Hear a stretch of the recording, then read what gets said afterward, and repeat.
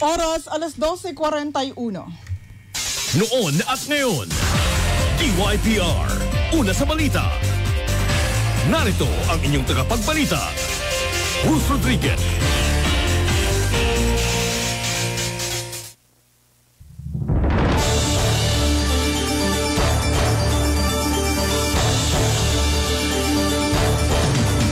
Magandang tanghali, lungsod ng Puerto Princesa, lalawigan ng Palawan, araw ng Martes, September 5, 2023. At narito na ang mga balita ngayong tanghali. Iba't ibang grupo humarap sa sesyon ng Provincial Board tungkol sa usapin sa West Philippine Sea. Headlines. DOH Mimaropa at Department of Social Welfare and Development Mimaropa naglunsad ng programa para matugunan ang malnutrisyon sa rehiyon. Headlines. City Police Office patuloy ang paalala sa pagbabawal sa pagdadala ng baril sa labas ng bahay. Headlines. Sa police report, wanted sa kasong acts of lasciviousness, huli sa bayan ng Nara. Headlines. Sa Baritang Kuyunon, mga senador pabor sa pagripaso ang libreng tuition sa kolehiyo. Headlines. Sa showbiz balita, mga higanting papi tampok sa parada ng pagbubukas ng Tourism Month ngayong buwan. Headlines. Sa balitang good vibes, manok na tila parang tandikan ang kulay spotted sa barangay Bakungan.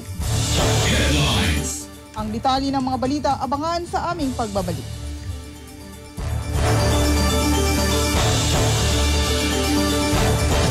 Sa mahigit 10 taon, ang City Nickel Mines and Development Corporation ay nagsasagawa ng responsableng operasyon ng pagmimina sa bayan ng Nara at Sofronio Española, lalawigan ng Palawan. Layunin namin na magdala ng kaunlaran sa aming mga mining communities bilang partner ng pamahalaan. Bahagi ng aming paglalakbay ang makapaghatid ng tulong sa pamamagitan ng mga proyekto, programa at gawain na naaayon sa kanilang pangangailangan upang maiangat ang antas ng pamumuhay. Nitong dumating ang City Nickel Mines, unang-una na doon nakapagbigay sa amin ng employment. Marami sa taga-Pulot Interior ang nagkaroon ng trabaho. At unang-unang nasagot sa aming pinaka-problema, nagkaroon kami ng isang covered court. Patuloy pa rin naming pagsisikapan ang bawat taon na kasama kayo sa pangangasiwa ng tapat sa kapaligiran at pamayanan. Ito ang istorya sa likod ng aming responsableng pagmimina. City Nickel Mines and Development Corporation. Sa responsableng pagmimina, may ginhawa. Paraan. Kaya ipalawan mo na. Mars, saya mo ah. Ibang dami mong bayarin? Mars, palaparaan sa Palawan Pawn Shop. Alam mo kung ba't Palawan? Dinala ko ang alahas ko. Ma'am, 1% lang pag natubos within 11 days. High appraisal pa. Correct, ma'am. Mabilis pang mag-renew sa kahit saan sa napakaraming naming branches. Automated pa kami, ma'am. Kaya walang mali sa kwenta. May text reminders pa para iwas penalties. Bongga! Mapagkakatiwalaan talaga. Ako naman, Mars, palaparaan. Sa Palawan Express, pera padala. Padala ko kay Madir. Sir, napakamura ng charge dito. Madali pa magpadala at mag-claim. Napakaraming branches pa. Kaya gusto ko dito sa Palawan. Walang kuskus balungos. Maya-maya, hello? Anak, salamat. Eto, hawak ko na ang cash. Ang bilis. Bongga! Palaparaan. Kaya ipalawan mo na. Alam mo ba na ang industriya ng pagmimina ay may malaking naitutulong sa lokal na ekonomiya ng isang bayan o barangay? May kabahagi ang barangay, munisipyo at probinsya mula sa buwis ng isang minahan. Nagbabayad din ng malaking halaga ng real property tax ang kumpanya ng minahan direkta sa munisipyo. Aabot sa 3,000 residente ng munisipyo ang mabibigyan ng trabaho. Kapag may sweldo, may gagastusin at lalakas ang lokal na ekonomiya. Hindi pa kasama rito ang benepisyo mula sa mga programa at proyekto ng minahan sa komunidad at royalty ng mga katutubo. Iyan ang totoo. Ang impormasyong ito ay hatid sa inyo ng Ipila Nickel Corporation. Kaagapay nyo sa pag-asenso.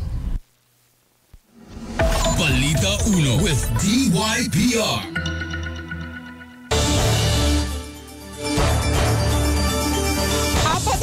na minuto makalipas ang alas 12 sa detalye ng ating mga balita. Iba't ibang grupo humarap sa sesyon ng sangguniang panlalawigan kaugnay sa usapin ng West Philippine Sea. Ang detalye ng balita hatid ni Romy Luzares. Balita Uno with DYPR. Sumugod sa sangguniang panlalawigan sesyon ngayong araw ang grupo ng Mata ng Bayan, ang atletang o kabataang atleta ng Pilipinas at ang kadre. Ito ay para magpahayag ng kanilang salubin sa usapin ng West Philippine Sea, lalo na sa panibagong inilabas na tenders line ng bansang China. Ayon sa grupong ito, dapat hindi na nagpapabuli pa ang ating bansa sa ginagawa ng China. Tulad sa kanila, tulad ng bata atleta, dapat ipakita ng sambayanan ang pagtutol sa ginagawa ng China sa West Philippine Sea. Ang patuloy na pag-angkin sa mga hindi naman nila nasasakupan. Kung kaya't panahon na umano para magkaisa ang lahat para ipahayag ang maring pagtutol ng sambayanang Pilipino sa ginagawang ito. Naroon ang leader ng batang atleta na may dalit at may grupo na mahigit sa kalahating milyon sa buong bansa. Si James Rodriguez Laga na ang founder at chairman ito. Ang kadre na naandun din at itong Mata ng Bayan na sama-samang nagsisinta ng kanyang mga hakbang na gagawin sa usapin ng West Philippine Sea. Kung saan ngayong susunod na linggo ay magkakaroon sila ng iba't ibang mga forum para ipaalam sa lungsod ng Provinsya at mga panig ng bansa ang kanilang maraming pagtutol sa ginagawa ng China sa West Philippine Sea. Inaasahan naman na sa pamagitan nito ay pagbubukas ng isipan ng mamamayan lahat ng grupo na maaaring umanid para ipaalam sa bansang China ang ginagawa ng Pilipinas laban sa kanila at maipakita na hindi dapat paulit-ulit na gumagawa ng paraan ng bansang China para lang kunin ang nasasukupan ng Pilipinas sa West Philippine Sea. Unang hakbang pa lamang umano nila ito at marami pang hakbang na gagawin gamit ang mga palaro para ipaalam sa sambayan ng Pilipinas ang ginagawa ng China at pagdutol ng buong bansa. Kung saan nakakuha naman sila ng suporta sa sangguniang panlalawigan at ayon sa mga board member ay kaisa sila sa layunin ng grupo nito. Kung saan sumigaw pa ang mga ito pagkatapos ng pagpalang sa sesyon ng sangguniang panlalawigan ng grupo ay magkaisang nagsama-sama ang may sumigaw na ang West Philippine Sea ay atin ito. Ito yung bahagi ng kanilang ginawa kanina kasama ang sangguniang panlalawigan sa pagsigaw na ang West Philippine Sea ay atin. At sa mga susunod na araw ay muli-uli silang magsalunsan ng kampanya pa para magising ang buong kamalayan ng lalawigan ng Palawan sa pagsuporta sa kanilang ginagawa. Romy Luzares para sa DYPR, ang una sa puso ng mga Palaweño. Balita Uno with DYPR. Maraming salamat, Romy Luzares. Sa ibang balita pa, inilunsad ng Department of Health Center for Health Development Mimaropa at ng Department of Social Welfare and Development Mimaropa ang Philippine Multi-Sectoral Nutrition Project upang matugunan ang malnutrisyon at stunting o pagkabansot sa buong rehiyon ng Mimaropa. Layunin ng Multi-Sectoral Nutrition Project na mapagtibay ng magpatibay ng isang multi-sectoral nutrition approach para makapaghatid ng isang coordinated package ng nutrition-specific at nutrition-sensitive intervention sa iba't ibang LGU platform kasama na isang harmonized social behavior chains at communication strategy. Sa programang ito, ang mga sambahayan na may mga buntis na kababaihan at mga batang wala pang 2 taong gulang ay makikinabang mula sa mga intervensyon sa nutrisyon na may mataas na epekto kabilang ang pagpapakain ng sanggol at kabataan, regular na pagsubaybay sa paglaki, pagbibigay ng micronutrient supplement para sa mga bata edad 6 hanggang 23 na buwan, suplemento ng iron folic acid para sa mga buntis na kababaihan, suplemento ng bitamina para naman sa mga bata, pagdagdag sa pandieta para sa mga buntis na nasa panganib sa nutrisyon at paggamot sa katamtaman at matinding talamak na nutrisyon.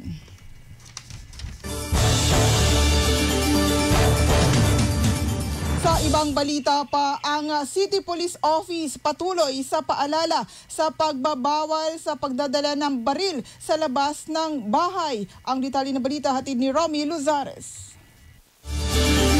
Balita 1 with DYPR. Para hindi maharap sa kaso, patuloy ang paalala ng City Police Office sa lahat ng mga lungsod na Puerto na may sariling baril na iwasan ang pagdadala nito para hindi makasuhan at hindi ma-check sa mga checkpoint na isinasagawa ng City Police Office sa lansangan ng lungsod ng Puerto. Ayon na kay City Police Director Ronnie Boswell Bata, sa pamagitan ng paulit-ulit na paalala nila sa mga may lungsod ng Puerto ay hindi sila makakumpiska na numumbaril sa mga residente dito sa lungsod ng Puerto sa patuloy na ginagawang checkpoint. Mabigat ang kakaharapin na parusa sa mahuhulihan ito sa panahon ng election period at mas mabigat pa sa normal na kaso kapag hindi panahon ng eleksyon. O election ba na kung hindi panahon ng eleksyon ay maaari pang makapagpiyansa ang mga mahuhulihan ng baril na walang permit. Sa panahon ng election ba na kahit kompleto sa papeles ay maaaring maharap sa mas mabigat na kaso at maaaring hindi mapayagan na makapagpiyansa at maaari na matulan ng habang buhay na pagkabulunggo. Ito man ang mga mabigat na parusa nakakaharapin ng mamahuhuli ng baril sa panahon ng halalan. Kaya mas mabuti na huwag itong dalhin ayon pa kay City Police Director Police Colonel Ronnie Boswell. Upang hindi maharap sa nabanggit na parusa ay iwasan ang pagdadala nito at paulit-ulit naman nilang gagawin ito sa panahon ng election ban at hanggang sa matapos ang eleksyon sa October 30 at matapos ang inilabas na Comelec gun ban. Romy Luzares para sa DYPR, muna sa puso ng mga Palaweng. Balita 1 with DYPR.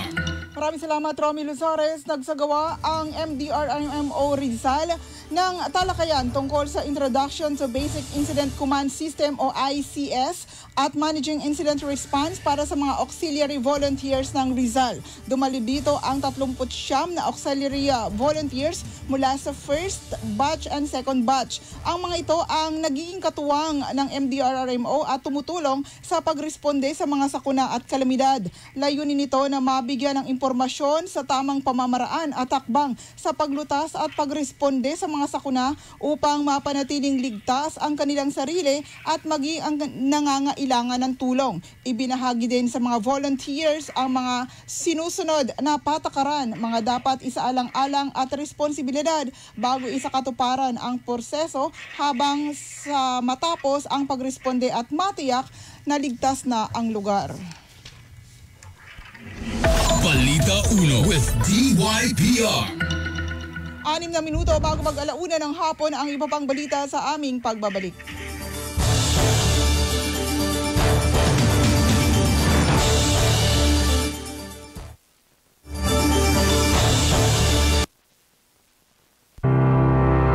Alam mo ba na ang nickel ay panlima sa pinakamahalagang mineral sa mundo? Ginagamit ang nickel sa paggawa ng iba't ibang mga kasangkapan at estruktura. Ang nickel ay resilient o matatag, hindi kinakalawang, hindi madaling matunaw at ductile o maaaring ihulma at panipisin ng hindi nababali o nasisira. Mahigit 2/3 o 67% ng namiminang nickel ang ginagamit sa paggawa ng stainless steel na isang uri ng alloy o bakal. Maraming bagay ang nagagawa gamit ang stainless steel, mula sa simpleng kubyertos hanggang sa pagbuo ng mga komplikadong spacecraft. Malaki ang naiaambag ng nickel sa engineering at construction industries. Nakakatulong ito para hindi matunaw ang mga estrukturang gaya ng tulay mula sa matinding sikat ng araw at para hindi agad kalawangin kahit mabasa ng ulan. Dahil anti-corrosive o hindi madaling kalawangin ang nickel, nagbibigay ito ng di matatawarang proteksyon para sa iba't ibang mga estrukturang pandagat. Sa pamamagitan din ng nickel, nasisiguro ang pagdaloy ng malinis na tubig na ating kinukonsumo dahil tumatagal at hindi kinakalawang ang mga tubo. Nababawasan din ang pagtagas ng tubig dahil matibay ang mga ito laban sa lindol at masamang panahon. Ilan lamang yan sa mga benepisyo ng nickel sa pang-araw-araw nating pamumuhay. Iyan ang totoo. Ang impormasyong ito ay hatid sa inyo ng Ipila Nickel Corporation. Kaagapay ninyo sa pag-asenso.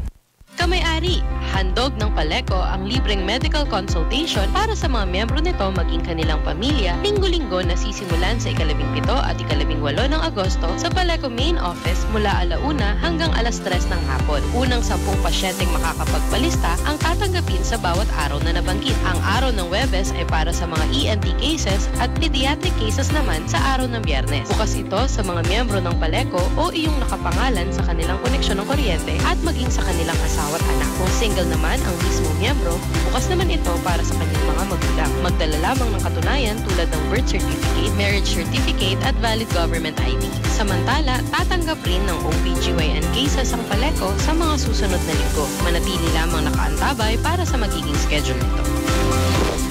Ang pabatid na ito ay hatid sa inyo ng Paleco at ang bilang ito. The Miracle Roots Red Alingatong nasa capsule na. Hatid ng GreenMed Pharma. Red Alingatong capsule is now FDA approved. Ito ay mabisang gamot para sa UTI, renal failure. Tumutulong mapapahaba ang creatinine. Nakakatulong sa kidney problems, cancer problems, insomnia, almoranas, gallstone, constipation at diabetes. Red Alingatong capsule. Mabibili na sa mga butika. The Miracle Roots Red Alingatong capsule. FDA approved. Balita Uno with DYPR. Balitang Kuyunon. Mag-alauna ng hapon sa ating police report.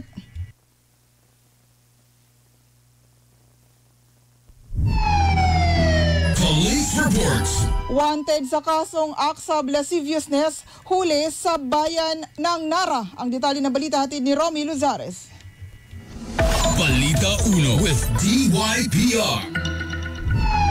Naaresto sa barangay Panatan 2, Nara, Palawan, ang wanted na si Ricky Lopez Marquez. 30 anyos, binata at presidente ng barangay Poblacion Nara. Naharap ang suspect sa kasong act of lasciviousness under Article 336 ng Revised Penal Code in relation to Section 5B ng Republic Act number 7610. At pinaglalagang ang suspect ng korte ng piyansa na 80,000 pesos para sa pansamantala nitong kalayaan. Naaresto ang suspect ng Nara Police kasama ang ibang otoridad sa bisa ng warrant of arrest na binaba ni Judge Arlene Villen, Regional Trial Court, 4th Judicial Region, Branch 13, Family Court ng Puerto Princesa City, Palawan for the crime of acts of lasciviousness. Romy Luzares para sa DYPR, ang una sa puso ng mga Palaway. Police reports. Maraming salamat, Romy Luzares, sa atong Balitang Kuyunon. Balitang Kuyunon. Mga senador, pabor sa pagripaso ang libreng tuition sa kolehiyo. Ang Balitang Kuyunon, yatid ka na to ni Ms. Nanette Pijap Kotrampe. Ang mungkahin ni Finance Secretary Benjamin Jokno nga kaministeran ni eksamen ng mga estudyante agud makabili libreng tuition sa college, suportado ni Senate Minority Leader Aquilino Coco Pimentel III, igni Senator Sani Angara. Makon si Pimentel, ang libreng edukasyon sa kolehiyo ay para sa mga aliyagagadal nga miyustong kasarangan ikapapasar sa mga eksamen nga itataw ang mga eskwelahan. Sa parte ni Angara nga mamanang Committee on Youth Chairman, agaparita na nga importante ang pagripaso agud mabalanse ang pundo igmadugangan ang katataw sa mga malilisod nga estudyante. Ing tutulod ni Jokno ang pagripaso sa Universal Access to Quality Tertiary Education Law o UAQTE nga ingimpisan sa dalawang ang Administrasyong Duterte tungod nga ang sistema sa dadi ay magastos, mapuri patuman, igbukan terpeng. Kay bansa ng malyagi pabuhat ay ang pagtaw eksamen para sa mga lilyag kadal nga libre ang tuition. Pero ang Alliance of Concerned Teachers sa mga state universities ug mga kolehiyo aga kontra sa plano tungod nga agalwang makainsulto kuno sa mga kabatan. Isa ra sa mga rason ni Jokno kung ayaw mo malyag na maripaso ang like ay tungod matasang bilangi ang mga estudyante nga ga-drop out o ararin ni papadayon sandang pag-aradalin. Sa pagtutungan ang 2016 tagka 2022, ang bilang ang mga dropout ay 34% base sa datos sa Commission on Higher Education. Para sa 2023, ang gobyerno may pondong 18.8 billion pesos para sa edukasyon ang tanan ng estudyante sa 116 ka state colleges ug universities nga ara rekisitos nga kaministera ni Baylo. Pwede ako trampe para sa DYPR. Baritang Kuyunon ang sakaunan sa tagipuso ni ang mga Palawenyo. Kuyunon! Matamang salamat, Miss Nanette Pijapco Trampe. Abangan sa aming pagbabalik sa Balitang Showbiz, mga higanteng puppet tampok sa parada ng pagbubukas ng Tourism Month ngayong hapon. At sa Balitang Good Vibes, manok na tila tandikan ang kulay spotted sa Barangay Bakungan. Ang detalye ng Showbiz at Good Vibes makalipas ang ilang sandali. Sa mahigit 10 taon, ang City Nickel Mines and Development Corporation ay nagsasagawa ng responsableng operasyon ng pagmimina sa bayan ng Nara at Sofronio Española, lalawigan ng Palawan. Layunin namin na magdala ng kaunlaran sa aming mga mining communities bilang partner ng pamahalaan.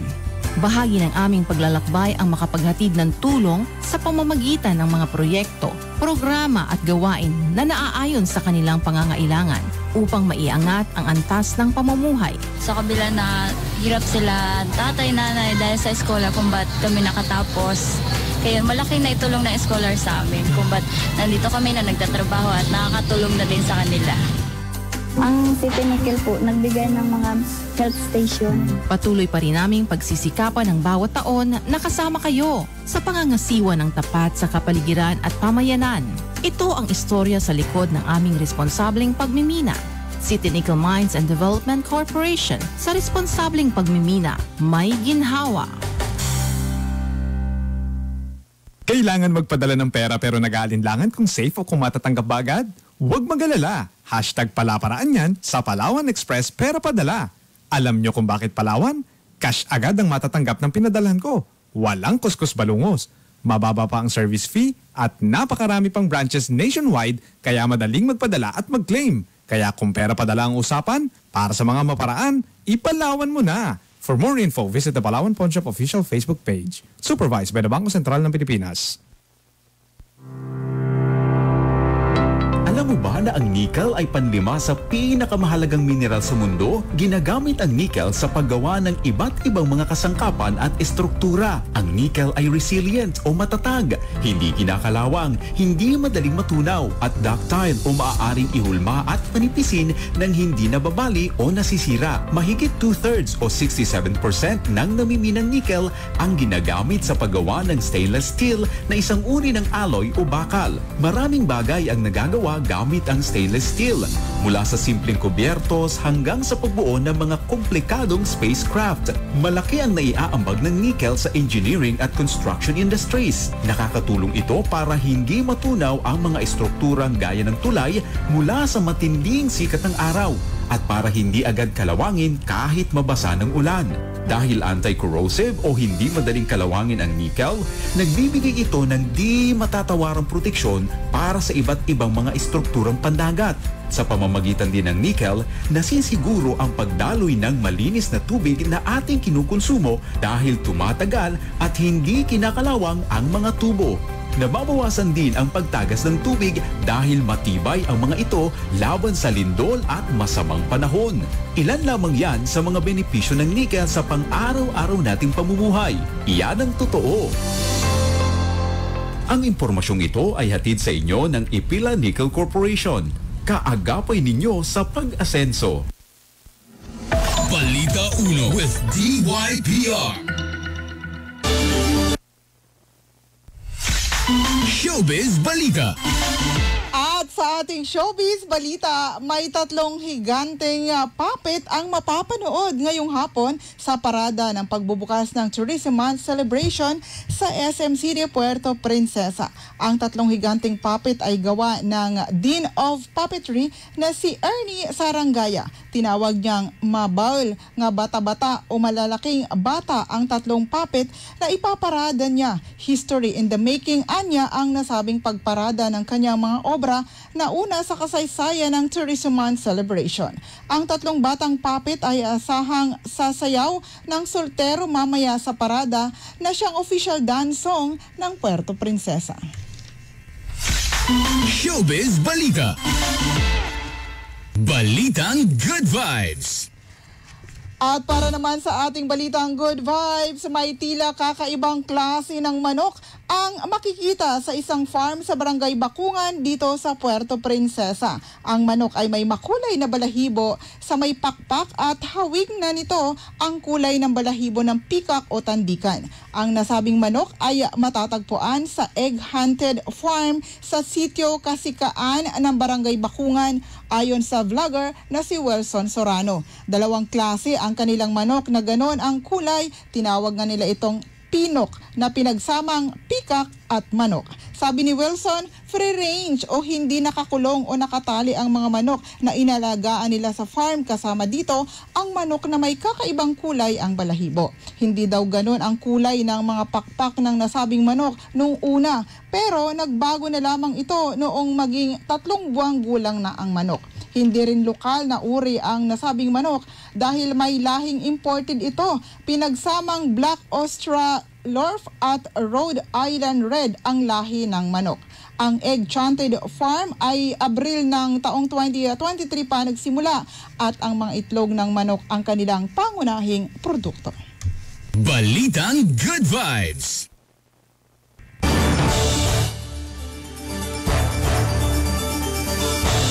Yan na po ang kabuuan ng mga balitang aming nakalap ngayong Martes ng tanghali. Maraming salamat sa inyong pagsubaybay.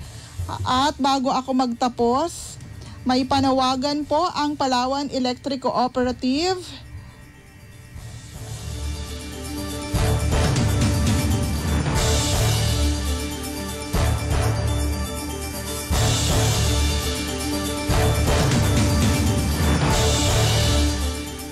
Handog ng Paleco ang libreng medical consultation para sa mga miyembro nito at kanilang pamilya linggo-linggo tuwing araw ng Miyerkules, Huwebes at Biyernes. Nagaganapin sa Paleco Main Office mula 1:00 hanggang 3:00 ng hapon. Unang 10 pasyente na makakapagpalista ang tatanggapin sa bawat araw na nabanggit. Ang araw ng Miyerkules ay para sa mga OB/GYN cases at samantalang ENT cases naman tuwing araw ng Huwebes. Tuwing Biyernes naman ay pediatric cases ang tatanggapin ng kooperatiba. Bukas ito sa mga miyembro ng Paleco o iyong nakapangalan sa kanilang koneksyon ng kuryente at maging sa kanilang asawa at anak. Kung single naman ang miyembro, bukas naman ito para sa kanyang mga magulang. Magdala lamang ng katunayan tulad ng birth certificate, marriage certificate at valid government ID.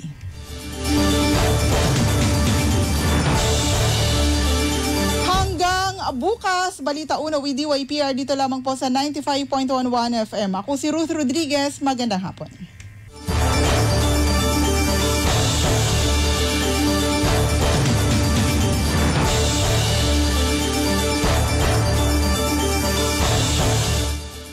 Mga balitang dapat mong malaman. Mga isyung dapat